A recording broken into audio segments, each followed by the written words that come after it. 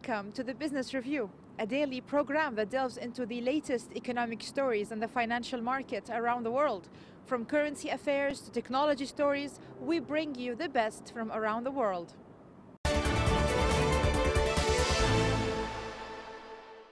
Chinese President Xi Jinping has given top priority to people's safety and health during the battle against the COVID-19 epidemic.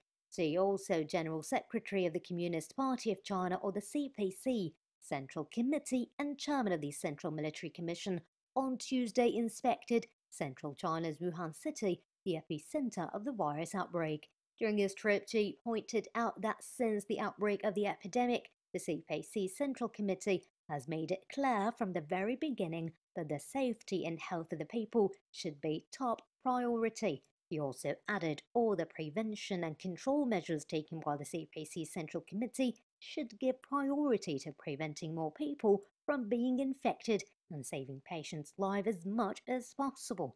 He also called for all-out efforts to treat patients, ensure the supply of medical protection materials, improve the admission and survival rates, and reduce the infection and mortality rate. She said that centralized hospitals should be built and put into use as soon as possible. Medical personnel should be dispatched from all over the country to help Wuhan, and their physical and mental health should be safeguarded.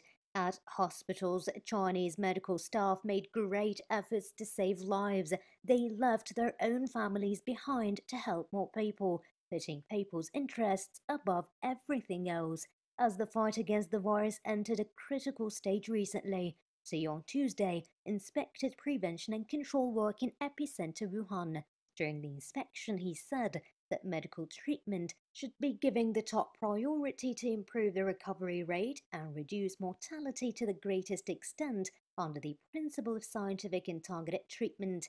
The Chinese president also emphasized the need to concentrate medical resources and technical resources to treat patients, to accelerate the application of effective drugs that have been developed and experimented, and improve the level of treatment. The president added that authorities should strengthen the production, supply and allocation of medical prevention and control materials and ensure the patient's discharge from the hospital to get good rehabilitation. All the 14 temporary hospitals in Wuhan closed as of March 10th under the careful treatment of more than 1,000 medical workers from Wuhan and other parts of China. More than 30,000 patients in the city have been cured and discharged.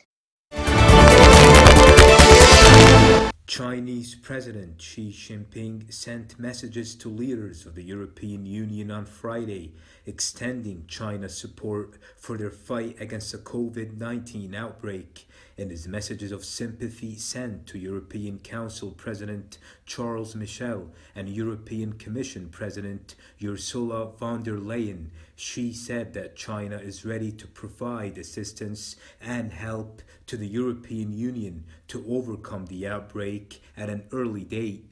China upholds the concept of a community with a shared future for mankind, said Xi, adding that the country is willing to strengthen coordination and cooperation with the EU at the bilateral and international levels, jointly safeguard global and regional public health security, and protect the lives and physical health of the peoples of both sides and the people of the world. Xi stressed that he attaches great importance to the development of China-EU relations and is willing to work together with the EU to deepen four China-EU partnerships featuring peace, growth, reform, and civilization, as well as a China-EU comprehensive strategic partnership so as to make positive contributions to world peace, stability, and prosperity.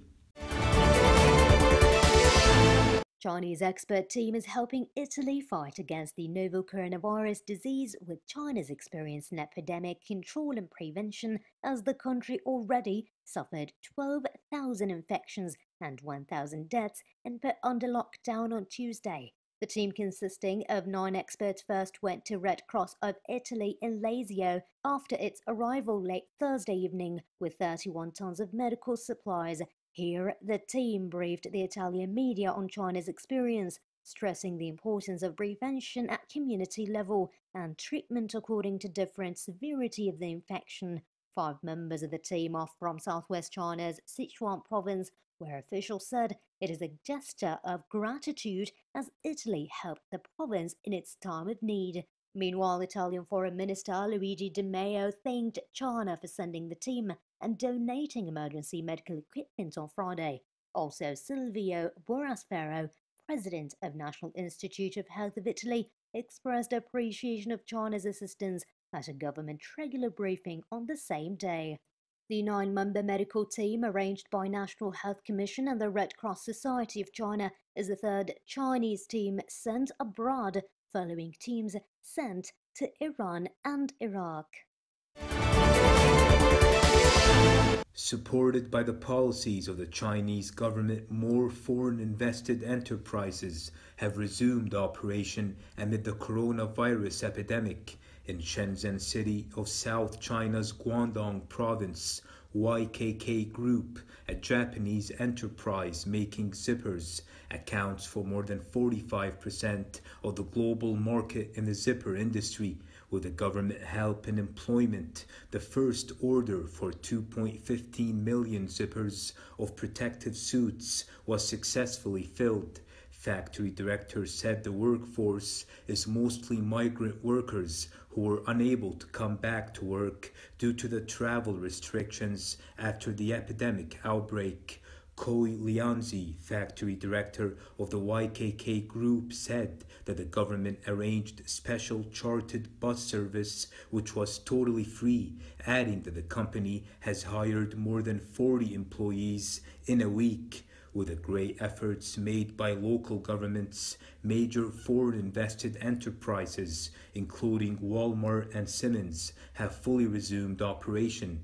Meanwhile, a special team sent by the Shanghai government has visited 720 regional headquarters of multinational companies and key foreign-funded enterprises to help them resolve difficulties amid the epidemic outbreak. At present, 99.9% of these enterprises have resumed operation. Yang Chao, Deputy Director of the Shanghai Municipal Commission of Commerce, said all foreign-funded enterprises have resumed operation with an 80% employee return rate and a 70% business resumption rate.